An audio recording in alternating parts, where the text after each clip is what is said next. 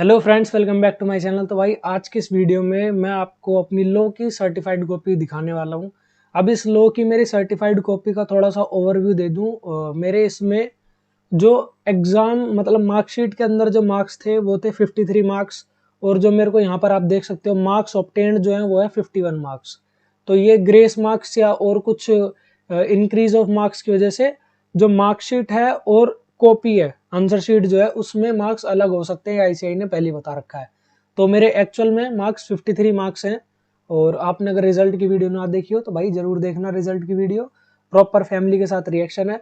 अब हम चेक करने वाले हैं और एनालाइज करने वाले हैं कि मेरी जो लॉ की आंसर शीट है उसमें मैंने कैसे आंसर लिखे और किस तरीके से आईसीआई आंसर अलॉट मतलब मार्क्स अलॉट करता है आंसर के लिए।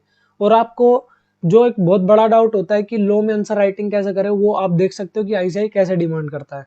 बाकी मैं ये नहीं कह रहा कि मैंने बिल्कुल परफेक्ट आंसर लिखे हैं, और आईसीआई ने मेरे को बिल्कुल एक तरीके से मैं किसी टीचर को ये नहीं बोलूँगा कि उन्होंने मेरे को गलत नंबर दिए।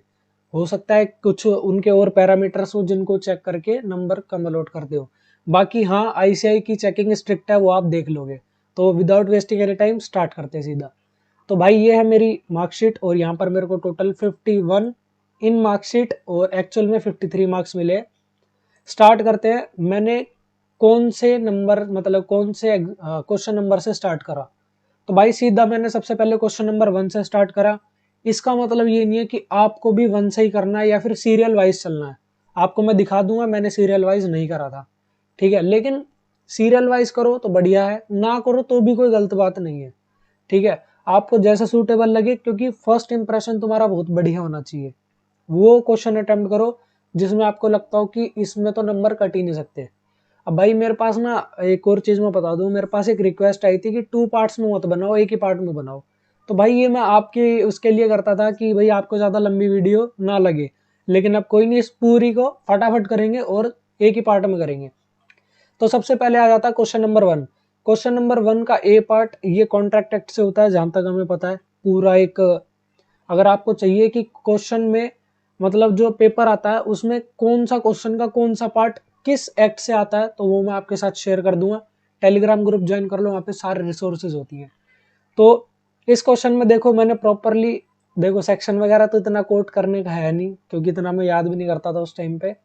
और प्रॉपर मैंने लिखा according to the provisions of the Indian Contract Act 1872, ठीक है। ईयर भी भूल जाते हैं कभी कभार बच्चे, मैंने देखा है। और यहाँ पर जो ये एक्ट का नाम लिखा होता है इसमें जो फर्स्ट लेटर होता है वो हमेशा कैपिटल होगा। इसके बाद देखो पॉइंटर्स में मैंने चीजें लिखी हैं। सबसे पहले जो यहाँ पर आप इतना देख रहे हो ये है पूरा का पूरा हमारा प्रोविजन। अब देखो मैंने ना एक चीज और देखी है, मैं इसको गलत नहीं बोलूंगा।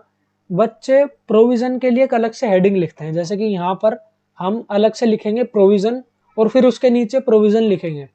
तो ऐसा हमारे टीचर जो अर्जुन साबरा सर है, सीएस है और काफी अच्छे लेवल पे पढ़ा भी रहे हो और उन्हें नॉलेज भी काफी अच्छी है।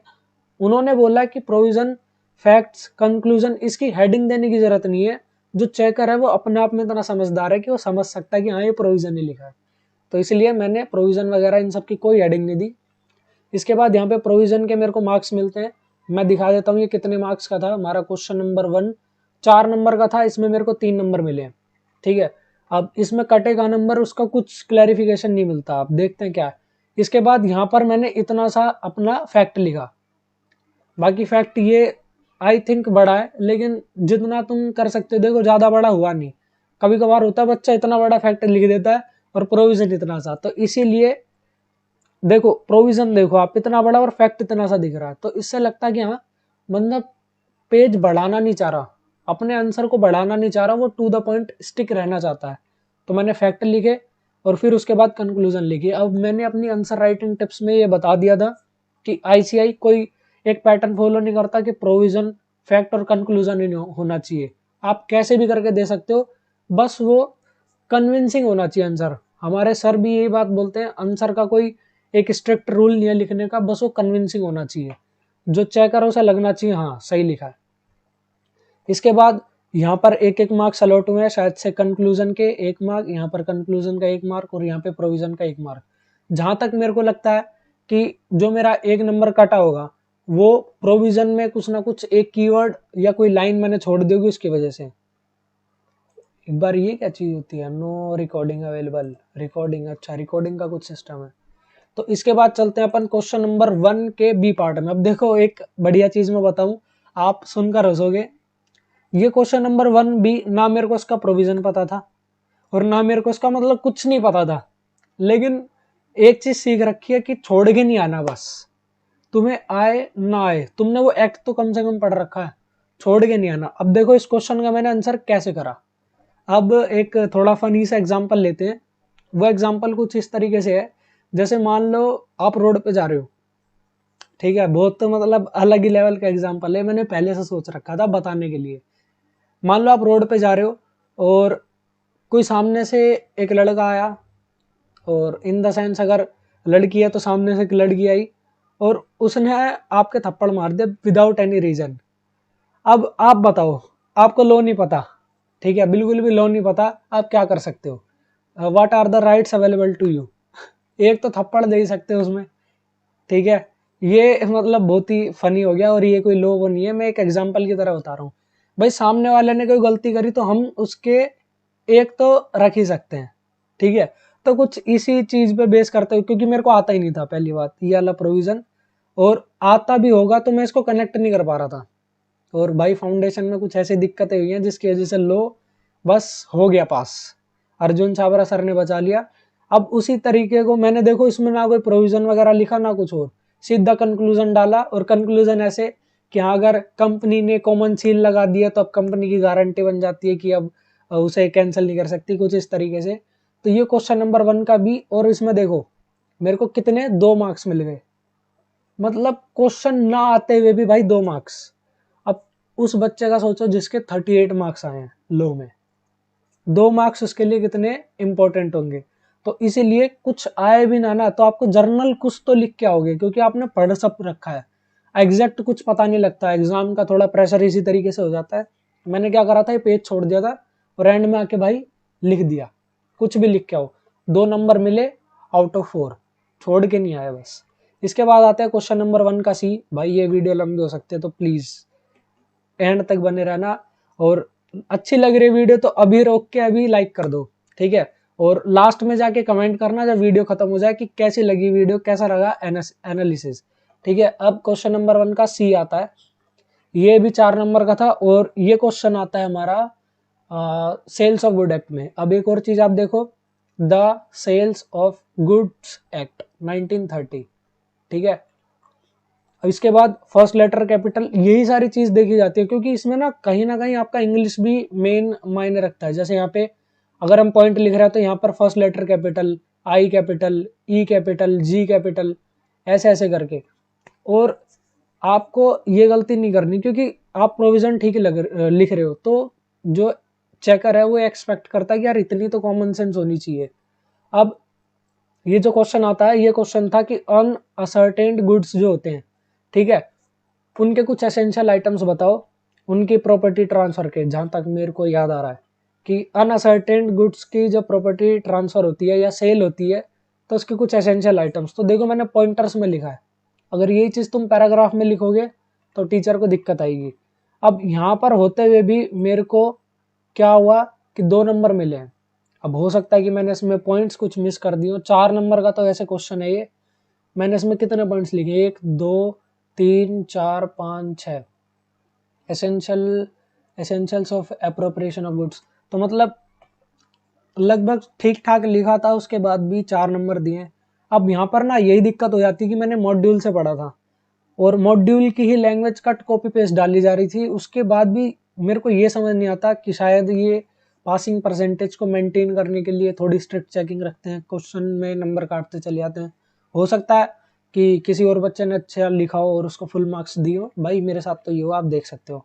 बाकी आप प्रेजेंटेशन का देखो, जो ये मार्जिन होता है ना सिर्फ इसी को फॉलो करना है, ये नहीं कि आधा इधर फिर इधर से चालू फिर इधर फिर इधर, टेढ़ा मेढ़ा जिगजैग नहीं होना चाहिए, प्रॉपर इस लाइन से चलते रहो, ठीक है। पॉइंटर्स में जवाब दो। और एक और चीज मैं दिखाता हूँ, गैपिंग। आप ये देखो पॉइंट्स में गैप कितना है, जबकि एक एक लाइन के पॉइंट हैं कुछ कुछ। देखो ये है, ये हेडिंग थी इसकी, गैप दो, तुमने पैसे भरे हैं, 1500 रुपये एग्जाम फॉर्म भरा है, वो किसके लिए है? ये शीट्स वगैरह सारी तुम्हारे पैसों की है भाई। जो आगे पेज बचे हुए वो कहीं दान में नहीं जा रहे, तुम्हारे पैसों की है वो। ठीक है, तो इसलिए अच्छे से भाई यूटिलाइज करो पेजों को, कोई दिक्कत नहीं है, भर दो, शीट ले लो एक्स्ट्रा, कोई दिक्कत नहीं है। इसके बाद हमारा आता है क्वेश्चन नंबर 3A। अब मैंने क्वेश्चन नंबर 2 अटेम्प्ट नहीं करा, कुछ बच्चों को ईजी लगता होगा। मेरे को जहाँ तक पता था दोनों डायरेक्ट क्वेश्चन आते हैं, और भाई डायरेक्ट क्वेश्चन में क्या होता है, याद करना पड़ता है, और हमसे याद करा नहीं आता। लड़कियां अच्छी होती है इस चीज़ में, लड़कियां याद कर लेती हैं, भाई हमारे बस की नहीं है। तो थर्ड ए जो हमारा था, ये था एक्सपल्सन का। तो मेरे को पता है पार्टनरशिप में आप देखोगे कि जो एक यूनिट है वो बहुत ज़्यादा बड़ी है, और उसी यूनिट में जो मतलब मेरा पार्टनरशिप ज़्यादा स्ट्रांग नहीं था। अर्जुन छावरा सर ने कुछ कुछ इंपॉर्टेंट चीज़ बता दी थी, और एक्सपल्सन पे तो 99% उन्होंने ये बोल दिया था कि हाँ ये आएगा, और भाई वो आ गया, और डिक्टो कट कॉपी पेस्ट मैंने उसे यहाँ पर डाल दिया। तो पूरा मॉड्यूल का था। उसके बाद भी मेरे को थर्ड में जो नंबर मिले हैं 6 में से 4। अब भाई मेरे को ये समझ नहीं आ रहा कि क्या मेरे से कुछ छूटा, या फिर ये आईसीआई की ही मतलब एल्गोरिदम है चेक करने की, ये मेरे को अभी तक पता नहीं लगा। अब यहाँ पर आप देखो, अब एनालाइज करते हैं मैंने कैसे लिखा था। According to the provisions of the Indian Partnership Act 1932 comma, ठीक है, यहाँ भी कोमा और यहाँ भी comma. A partner may be expelled from the firm subject to certain factors, ठीक है, कुछ कुछ कंडीशन होती हैं, अब वो फैक्टर देखते हैं। There must be power in agreement, ऐसे ऐसे करके सारी चीजें थी। अब पूरा पढ़ूंगा तो भाई बहुत लंबी हो जाएगी। पॉइंटर्स में देखो जवाब दिया है, और आप गैपिंग देखो, अगर तुम भी चेक कर रहे होगे शीट को तो बेशक गलत लिखा हो, लेकिन ऐसा नहीं लगेगा कि यार समझ नहीं आ रहा। तो इसीलिए कभी कभार टीचर इस चीज को लेके भी नंबर दे देता है, यार कम से कम सही तो लिखा है। और वही मेरे को फायदा, मैंने क्वेश्चन नंबर 1B में दिखा दिया। अच्छे से लिखो, जो वो है ना मेंटेलिटी, वो सही बनी रहती है। अब इसी में मैंने मतलब लगभग 5-6 पॉइंट लिखे होंगे, 6 पॉइंट लिखेंगे जहाँ तक है। 1 2 3 4 5 6 7 7 पॉइंट लिख दिए थे। लेकिन उसके बाद भी यहाँ पर स्टेप 1 के 1 नंबर मिले, स्टेप 2, अब ये स्टेप 2 पता नहीं कौन सा स्टेप था, और इसमें मेरे को टोटल 6 में से 4 मार्क्स मिले हैं। यार ये तो बहुत बड़ी हो जाएगी वीडियो अगर मैं ऐसे थोड़ा स्पीड में चलाना पड़ेगा। अब देखो गैपिंग का आपको समझ आ गया, आपको मेरे हर क्वेश्चन में यही लगेगा कि हाँ गैप अच्छे से मेंटेन करा हुआ है। अब मैं एक और चीज़ जो इम्पोर्टेंट चीज़ थी वो दिखाना चाह रहा हूँ, कि जो क्वेश्चन नंबर 3B था, ये कोई मतलब आई थिंक एक क्वेश्चन था केस स्टडी वाला इंडियन कॉन्ट्रैक्ट एक्ट से। तो क्या हुआ, क्वेश्चन किसी और प्रोविजन को लेके था, मेरे दिमाग में क्वेश्चन को पढ़ के कोई और प्रोविजन आ गया। ऐसा आपके साथ भी मोस्टली होगा कभी कभार, अगर आप क्वेश्चन को पढ़ रहे होगे तो आंसर उसका किसी और ही प्रोविजन को लेके होगा, और आप कुछ और ही सोच रहे होगे। तो वही हुआ मेरे साथ, इसका आंसर किसी और तरीके से था, और मैंने लिखा इसमें कुछ और प्रोविजन। तो आईसीआई वाले कुछ नहीं देखेंगे, सीधा question mark, no no number, उस पर कुछ नंबर नहीं देंगे, ठीक है, नो मार्क्स, नंबर नहीं बोलेंगे, मार्क्स बोलेंगे। तो देखो मैंने इसमें इतना लिखा पूरा पूरा, और इसमें कोई मार्क्स नहीं मिले। तो आईसीआई वाले यही करेंगे, अगर आपका प्रोविजन ही ढंग से कोट नहीं हो पा रहा तो किस चीज़ के नंबर देंगे। तो ये गलती हो गई मेरे, इसमें पूरे 6 नंबर गए, और उसमें लिखा मैंने इतना ढंग से, यहाँ तक कि यही एक शायद से अकेला क्वेश्चन होगा जिसमें मैंने सेक्शन कोट करा था, सेक्शन 2H, लेकिन भाई गए। इसके बाद देखते हैं क्वेश्चन नंबर 4A में ये था डायरेक्ट क्वेश्चन, और डायरेक्ट क्वेश्चन में क्या था, इसका मेन क्वेश्चन था कि राइट टू रीसेल वाला वो लिखना था। लेकिन मैंने क्या करा, थोड़ा बड़ा लिखने के चक्कर में, ये कितने नंबर का था, 6 नंबर का, तो बड़ा लिखने के चक्कर में राइट टू लीन भी एक्सप्लेन कर रहा हूँ, राइट टू स्टॉपेज भी एक्सप्लेन कर रहा हूँ। आप ये देखो उसने टिक कहाँ पर लगा रखा है, सिर्फ इस चीज पे। इसका मतलब जो एग्जामिनर है वो फालतू चीज पे ध्यान ही नहीं लगाएगा, समझे बात को। फालतू चीज आप लिखोगे उसको देखेगा ही नहीं, सीधा जो मेन है वहां टिक लगेगा, यहाँ पर टिक ही नहीं है, क्योंकि उसका इससे मतलब ही नहीं। इसके बाद अब आती है मेन चीज, जो राइट टू रीसेल वाला क्वेश्चन था उसमें पॉइंट वाइज इसमें नंबर दिए गए हैं, यहाँ पर ये 2 पॉइंट के, और यहाँ पर इस हेडिंग के, और इसके अंदर जो भी चीजें लिखी हुई है, और यहाँ पर मेरे को गिनती के मिलते हैं 6 में से 3 नंबर। आप स्ट्रिक्ट चेकिंग देखो कितनी है, मैंने आई थिंक रीसेल का हर एक पॉइंट डाल दिया था इसमें। उसके बाद भी आप देख सकते हो 6 में से 3, मतलब आधे नंबर। अब या तो मेरी गलती है या टीचर मतलब स्ट्रिक्ट चेकिंग करते हैं भाई, कुछ नहीं पता है। अब थोड़ा स्पीड में चलेंगे भाई, क्योंकि इंग्लिश वाले में आपको इतना कुछ देखने को नहीं मिलेगा, क्योंकि उसमें भाई फुल दिखाऊंगा आपको। इसके बाद एक और डायरेक्ट क्वेश्चन है शायद से ये, consequences of non registration of partnership, पूरा मॉड्यूल का क्वेश्चन डिक्टो तारा। ठीक है, नंबर कितने आए मैं दिखा देता हूँ, 6 में से 4। इसमें भाई ये गलत बता दिया मेरा, जबकि शायद से मैंने सही लिखा, तो एक बार चेक करते हैं। Such as a normal partnership firm, ये rights not affected by non registration, ये पढ़ते हैं, क्या पता मैंने गलत लिखा हो। Such as a normal partnership firm, a non registration can do, क्या लिखा है, can do a normal business but it have certain, मेरे को ही समझ नहीं आ रहा, बट है it have certain exception which was stated above. Firm can do a lawful business, partners can acquire property for firm, other rights as normal partnership firm। भाई मेरे हिसाब से तो ठीक है, क्योंकि देखो मैं इसे हिंदी में बताता हूँ क्या सीन है। मैंने लिखा such as a normal partnership firm, जो कि अ नॉन रजिस्टर्ड फर्म है, can do a normal business but it have certain exception which was stated above. कुछ ऐसे राइट्स हैं जो एक नॉन रजिस्टर्ड पार्टनरशिप फर्म को नहीं मिलते, वो मैंने ऊपर लिख दिए। लेकिन एक नॉन रजिस्टर्ड पार्टनरशिप फर्म भी ये काम कर सकती है। शायद आपने पार्टनरशिप पढ़ रखा होगा तो ये समझ आ रहा होगा, वरना आप थोड़ा सा स्किप कर दो। तो आई थिंक ये तो सही है भाई, इसके ऊपर भी क्रॉस लगा रखा है, तो पता नहीं क्या है, देखते हैं। इतने भी स्ट्रिक्ट चेकिंग भाई, थोड़ा पढ़ तो लो। टीचर को आता होगा लेकिन शायद से कुछ दिक्कत हो गई होगी पढ़ने में। क्वेश्चन नंबर 5A, ये एक तरीके से जो क्वेश्चन था, आई थिंक हाँ ये केस स्टडी क्वेश्चन था। तो इसमें देखो, according to the doctrine of caveat emptor in the sales of good act, पूरा लिखा heading, but it have certain exception, provision quote करा। इन इंस्टेंट केस में यहाँ पे फैक्ट लिखा, in light of above provision conclusion डाला। Conclusion में ये सारी चीजें आई, और इसमें मेरे को नंबर मिले हैं 6 में से 4। इसका मतलब आप देख रहे होगे मेरी कॉपी में हर क्वेश्चन में कुछ ना कुछ नंबर डिडक्ट करे जा रहे हैं। और आंसर में जहां तक है अपने भाई, देखो खुद को तो लगेगा कि हाँ भी बढ़िया लिख रहा हूँ, आप बताना क्या इसमें कोई गलती है? गलती हो सकती है, मैं ये नहीं कह रहा मैं प्रॉपर सही लिख रहा हूँ, लेकिन यार हर क्वेश्चन में दिक्कत लगती है भाई ये चेकिंग में, इतनी स्ट्रिक्ट है। 5B ये भी एक तरीके से ओपीसी वाला क्वेश्चन था, और आई थिंक ये ही था जो आउट ऑफ सिलेबस था। इसमें भी मैंने कुछ भी डाल के लिख दिया था, लेकिन मेरे को हाँ ओपीसी पता था। कुछ भी डाल के मतलब मेरे को ना वो लिमिट याद नहीं आ रही थी, लिमिट में कंफ्यूजन थी, क्योंकि इसमें अमेंडमेंट आई थी। 2 करोड़ और 20 करोड़ कर दी थी, जबकि 50 लाख और कुछ 1 करोड़ वाला सिस्टम था पहले। तो इसलिए मैंने न्यू लिमिट वाली करके और इसमें पूरा लिख दिया था, जबकि ये क्वेश्चन गलत डाला हुआ था इसमें, तो कोई नहीं। इसके बाद आता है 6A क्वेश्चन। इसमें हमें क्या लिखना था, डिफरेंस। तो डिफरेंस भाई आपको प्रॉपर टेबल बना के विद बेसिस लिखोगे तो बहुत बढ़िया जाएगा। ठीक है, ऐसे करके लिखना है, प्रॉपर स्पेस मेंटेन करना है, वो बार बार वो एक चीज बताऊंगा नहीं मैं। 6C, इसमें भी मेरे को लगभग कितने मार्क्स मिले हैं आप देख सकते हो, कितने स्ट्रिक्ट चेकिंग होती है, 3 में से 2। और फॉरेन कंपनी विच वाज, मतलब ये भी मैंने बना बना के लिख दिया था, आता था लेकिन बना बना के लिखा था। टू द पॉइंट कीवर्ड नहीं आते कभी कभार याद, लेकिन इसका मतलब ये नहीं छोड़ना है। इसके बाद आती है भाई इंग्लिश, ये इतनी स्पीड में जाएगा ना पार्ट। आप देखो, सबसे पहले पैराग्राफ आता है, पैराग्राफ लिखा, ठीक है, पैराग्राफ लिखता गया, और इसमें मेरे को फर्स्ट में 1 नंबर, जबकि 2 नंबर का था। सेकंड में 2 नंबर, थर्ड गलत।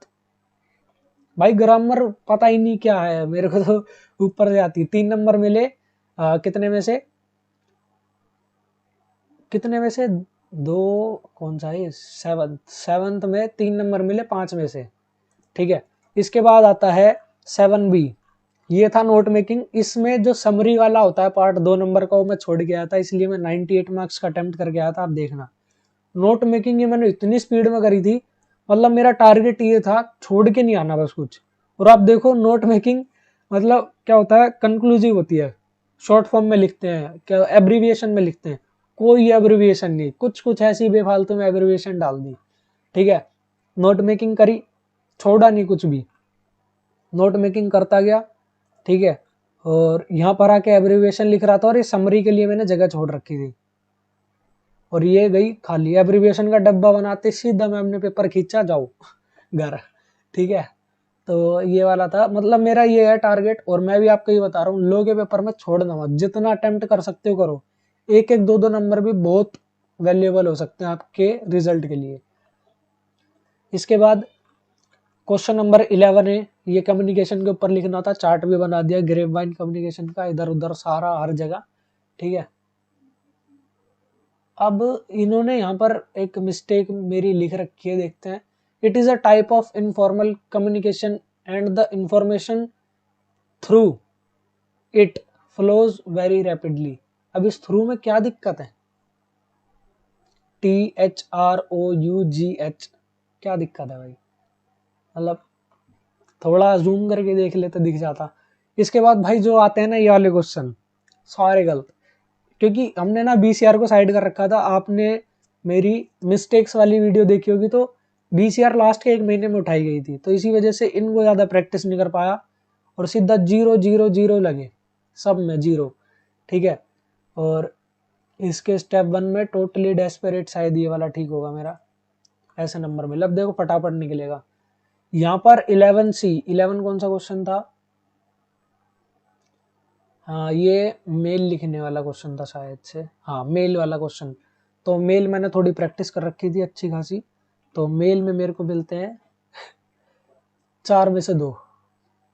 मतलब जो चीज़ प्रैक्टिस कर रखी है उसमें से भी 4 में से 2, कोई बात नहीं। जबकि ठीक ठाक ही लिखी है, मैं ये नहीं कहूँगा बिल्कुल बढ़िया, 3 तो दे देते यार, कोई बात नहीं। इसके बाद मेरी शीट ख़त्म और नई शीट ली मैंने, ठीक है। और यहाँ पर आता है क्वेश्चन नंबर 8। क्वेश्चन नंबर 8 था वही सबसे पहला जो आता है हमारा कम्युनिकेशन का। ये मैंने पूछ के करा था, सामने करण बैठा था, ठीक है। वो इतना तो पूछ सकते हैं, आपको पता ही है। अब मैं एग्ज़ाम दे के आया भाई, मैं बता दूं स्कूल में मेरा रोल नंबर 1 था, तो वो सारा माहौल संभालने की हैगी हमारे पास टेक्निक। करो, लेकिन ये नहीं कि लिमिट ही पार कर दो, इतना सब चलता है, ठीक है। अब क्वेश्चन नंबर 8A कम्युनिकेशन का लिख दिया, 1 नंबर मिला 2 में से। क्या लिखे इसमें? मतलब कोर्टियसनेस का लिखना है, और क्या लिखोगे इसमें? सारा डेफिनेशन सब कुछ लगा दी इसमें। 8B देखो 0 0 0 0 0, ये वही वाले क्वेश्चन है। सिनोनिम बताओ, एंटोनिम बताओ, मीनिंग बताओ, इसका वो लिखो, एक्टिव पैसिव पता नहीं क्या क्या, गलत।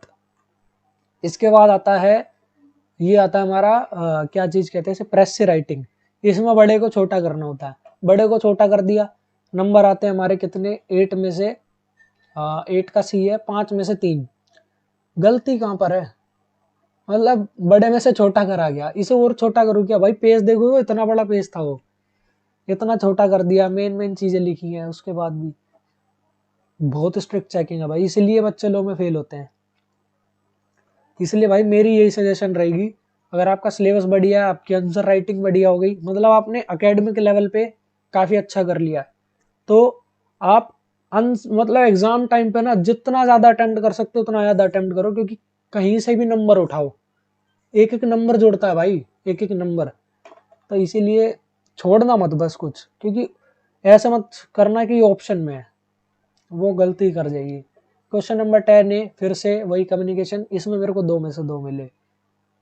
मतलब एक बार vertical communication, horizontal communication, simple simple line लिखी, डायग्राम बना दिया, हो गया। इसके बाद चारों गलत, ये वही वाले हैं, समझ गए हो गए आप, ठीक है। क्वेश्चन नंबर 10 का C, इसमें क्या लिखना था? Why is the new generation worried a lot? New generation is worried a lot because of they were doing chartered accountancy course, ठीक है, इसलिए वो बहुत ज़्यादा वरीड है। इंटर में आओगे तो पता लग जाएगा। ये आर्टिकल लिखना था, मतलब भाई मैंने ये नहीं लिखा कि वो CA कर रहे हैं इसलिए, वो अलग ही मैंने चीज़ें लिखी, क्योंकि इस टाइम कंपटीशन बहुत ज़्यादा हो गया है। ये सारी चीज़ें हमारा एग्ज़ाम लेवल हो सब, आर्टिकल तुम्हें पता ही है, लिख दो जो मर्जी। इसमें मेरे को मिले, आर्टिकल में पता है मेन चीज़ क्या रखी जाती है? तुम्हारी ग्रामर कितनी अच्छी है, तुम्हारे मतलब सेंटेंस फॉर्मेशन कितना बढ़िया है, तुम उसमें कितना अपना वो डाल सकते हो, मिर्च मसाला। 10C में मिले मेरे को 3 में से 5। खींचो नंबर, खींचते हुए चलना है, फावड़ा लेके चलो, जहां मिले खींच। और ये आपको विजय साडा का डायलॉग, विजय साडा सर का डायलॉग मैंने मार दिया। यहाँ पर हमारी आंसर शीट होती है खत्म। और कितनी देर की बन गई वीडियो में एक बार चेक करता हूँ। 25 मिनट की वीडियो बन गई भाई, और इसे मैं काट पीट के भी ज़्यादा कुछ नहीं कर सकता, इतनी बड़ी वीडियो बननी थी। तो यहाँ पर हमारी आंसर शीट खत्म होती है।